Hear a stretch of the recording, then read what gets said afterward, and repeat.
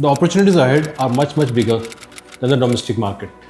India has signed multiple free trade agreements with countries like Australia, New Zealand, UAE, economic blocs like European Union. If you are in business, you are in manufacturing, you are looking at export, you are in logistics, these are the organizations who should look at the free trade agreement. There are a lot of trade barriers to export your products to different countries. Now with FTA, I think these are the barriers are very minimal or has reduced to zero.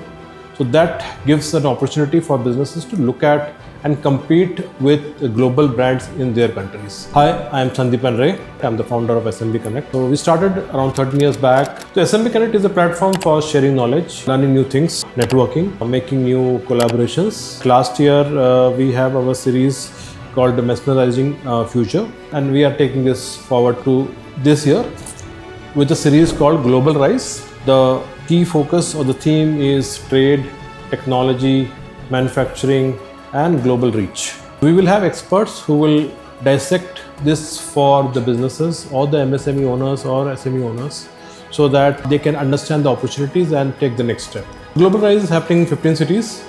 We'll start from Ludhiana. We'll culminate in December in Kolkata.